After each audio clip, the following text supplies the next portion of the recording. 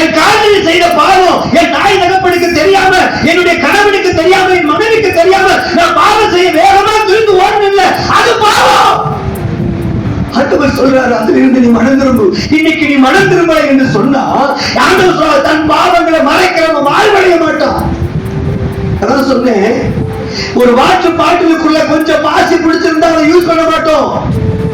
நம்முடைய இதயத்துக்குள்ள கசப்பு, வெறுப்பு, புறம்புறுதல், பாவம், இச்சை, வேசித்தனம், காம விரகாரம், விசேஷமா விபச்சாரம், இவை அனைத்து இதயத்துக்குள்ள இருக்குமானா இந்த பாத்திரம் கடவுளுக்கு உகந்த பாத்திரமே இல்லை.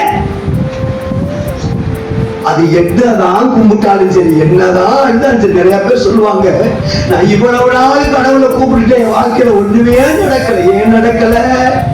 நீ மனம் திரும்பல. உன்னை சுற்றிலும் பாவத்தை நிறைச்சு வச்சிருக்கிற, உன் பின்னணி புறம் மூடிக்கிட்டு தெரியல, வீடு வீடுக்கு புறம் மூடிக்கிட்டு தெரியல.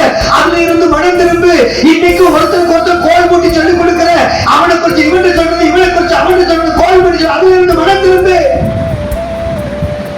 மனம் திரும்பாத பட்சத்துல பரலோகமும் போக முடியாது, பரலோகத்தில் ஒரு நன்மையை பெற்றுக்கொள்ள